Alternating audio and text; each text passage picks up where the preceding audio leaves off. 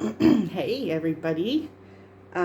So, as I mentioned on NTR the other night, um, I absolutely love the Conversations with God series, especially the first three that are named Conversations with God, and then he has a whole bunch after that that I cannot attest to, but I'm sure they're beautiful.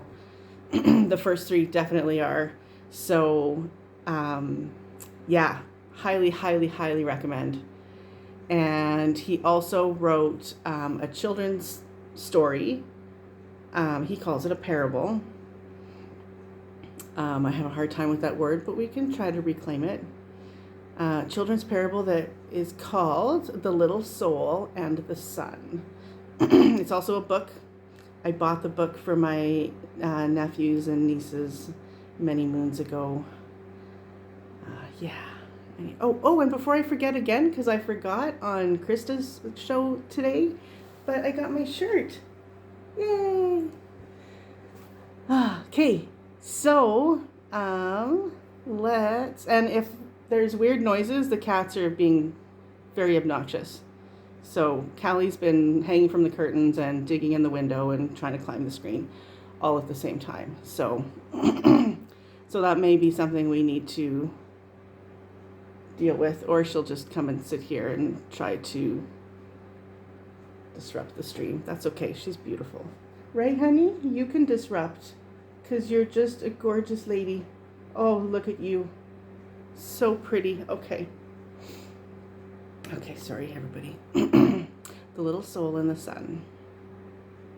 Once upon no time, there was a little soul who said to God, "I know who I am." And God said, "That's wonderful. Who are you?"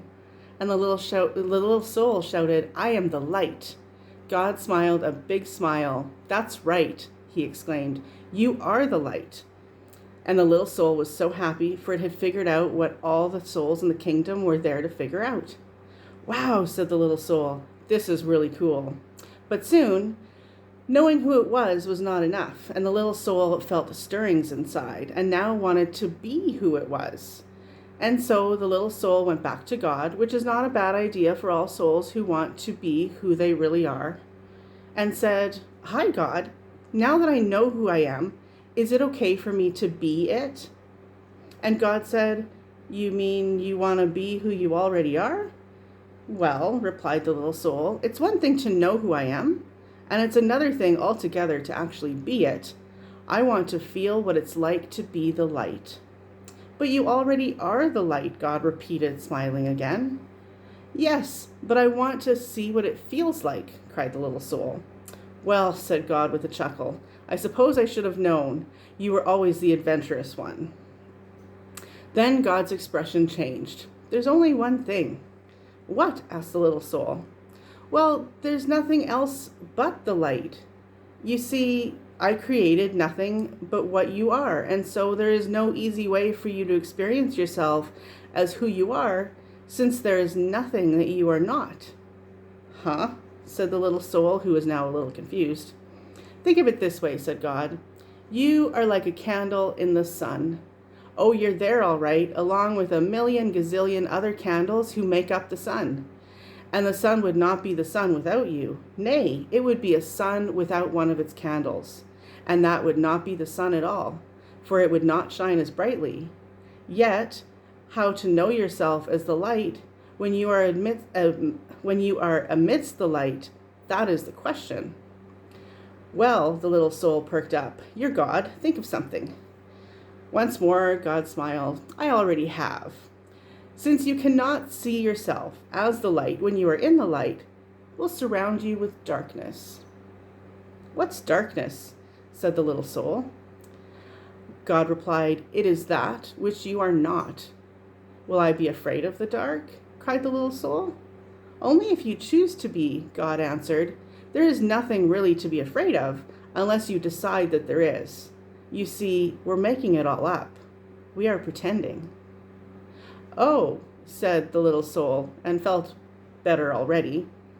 Then God explained that in order to experience anything at all, the exact opposite of it will appear. "It is a great gift," God said, "because without it, you could not know what anything is like. You could not know warm without cold, up without down, fast without slow.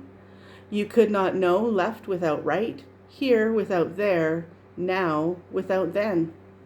And so, God concluded, when you are surrounded with darkness, do not shake your fist and raise your voice and curse the darkness. Rather, be a light onto the darkness.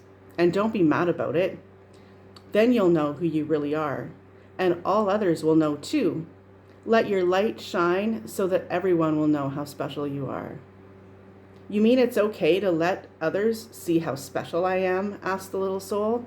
Of course, God chuckled. It's very okay. But remember, special does not mean better. Everybody is special, each in their own way. Yet many others have forgotten that. They will see that it is okay for them to be special only when you see that it is okay for you to be special. Wow, said the little soul, dancing and skipping and laughing and jumping with joy. I can be as special as I want to be. Yes, and you can start right now, said God, who was dancing and skipping and laughing right along with the little soul. What part of special do you want to be? What part of special? The little soul repeated. I don't understand. Well, God explained, being the light is being special, and being special has lots of parts to it. It is special to be kind. It is special to be gentle. It is special to be creative. It is special to be patient. Can you think of any other ways that it is special to be? The little soul sat quietly for a moment. I can think of lots of ways to be special, the little soul then exclaimed. It is special to be helpful. It is special to be sharing. It is special to be friendly. It is special to be considerate of others. Yes, God agreed, and you can be all of those things or any part of special that you wish to be at any moment. That's what it means to be the light. I know what I want to be. I know what I want to be, the little soul announced with great excitement. I want to be the part of special called forgiving. Isn't it special to be forgiving? Oh yes, God assured the little soul. That is very special.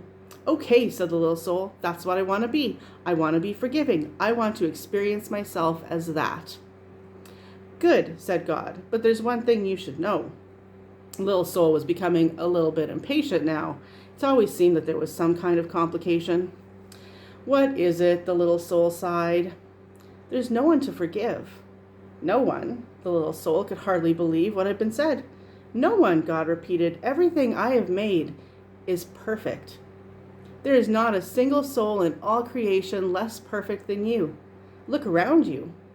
It was then that the little soul realized a large crowd had gathered. Souls had come from far and wide, from all over the kingdom, for word had gone forth that the little soul was having this extraordinary conversation with God, and everyone wanted to hear what they were saying. Looking at the countless other souls gathered there, the little soul had to agree. None appeared less wonderful, less magnificent, or less perfect than the little soul itself. Such was the wonder of all the souls gathered around, and so bright was their light that the little soul could scarcely gaze upon them. Who then to forgive? Asked God. Boy, this is going to be no fun at all, grumbled the little soul. I wanted to experience myself as one who forgives. I wanted to know what that part of special felt like. And the little soul learned what it must feel like to be sad. But just then, a friendly soul stepped forward from the crowd. Not to worry, little soul, the friendly soul said. I will help you. You will, the little soul brightened, but what can you do? Why, I can give you someone to forgive. You can? Certainly, chirped the friendly soul. I can come into your next lifetime and do something for you to forgive. But why? Why would you do that? The little soul asked. You, who are a being of such utter perfection, you who vibrate with such a speed that it creates a light so bright that I can hardly gaze upon you. What could cause you to want to slow down your vibration to such a speed that your bright light would become dark and dense? What could cause you, who are so light that you dance upon the stars and move through the kingdom with the speed of your thought, to come into my life and make yourself so heavy that you could do this bad thing? Simple, the friendly soul said. I would do it because I love you. The little soul seemed surprised at the answer. Don't be so amazed, said the friendly soul. You have done the same thing for me. Don't you remember? Oh, we have danced together, you and I, many times. Through the eons and across the ages, we have danced. Across all time and in many places have we played together. You just don't remember. Oh, we have been all of it. We have been the up and the down of it, the left and the right of it. We have been the here and the there of it, and the now and the then of it. We have been the male and the female, the good and the bad. We have both been the victim and the villain of it. Thus have we come together, you and I, many times before, each bringing to the other the exact and perfect opportunity to express and to experience who we really are. And so, the friendly soul explained further, I will come into your next lifetime and be the bad one this time. I will do something really terrible, and then you can experience yourself as the one who forgives. But what will you do? The little soul asked, just a little nervously. That will be so terrible. Oh, replied the friendly soul with a twinkle, we'll think of something. Then the friendly soul seemed to turn serious and said in a quiet voice, you are right about one thing, you know. What is it? The little soul wanted to know.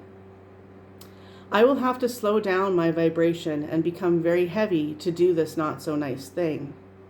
I will have to pretend to be something very unlike myself. And so I have but one favor to ask of you in return. Oh, anything, cried the little soul and began to dance and sing. I get to be forgiving. Then the little soul saw that the friendly soul was remaining very quiet. What is it? The little soul asked. What can I do for you? You are such an angel to be willing to do this for me. Of course this friendly soul is an angel, God interrupted. Everyone is. Always remember, I have sent you nothing but angels. And so the little soul wanted more than ever to grant the friendly soul's request. What can I do for you? The little soul asked again. In the moment that I strike you and I smite you, the friendly soul replied, in the moment I do the worst to you that you could possibly imagine. In that very moment. Yes, the little soul interrupted. Yes. Remember who I really am. Oh, I will, cried the little soul. I promise I will always remember you as I see you right here, right now. Good, said the friendly soul, because, you see, I will have been pretending so hard that I will have forgotten myself. And if you do not remember me as I really am, I may not be able to remember for a very long time. And if I forget who I am, you may even forget who you are, and we will both be lost.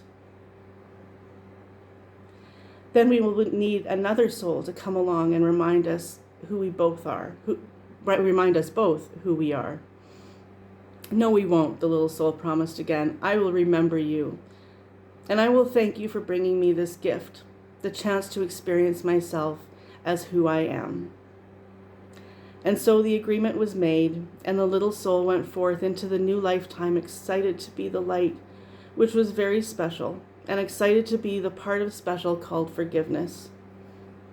And the little soul waited anxiously to be able to experience itself as forgiveness, and to thank whatever other soul made it possible, and all the moments in that new lifetime, whenever a new soul appeared on the scene, whether that new soul brought joy or sadness, and especially if it brought sadness, the little soul thought of what God had said.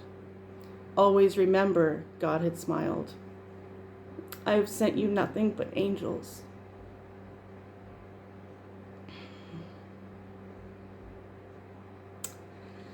So that's that.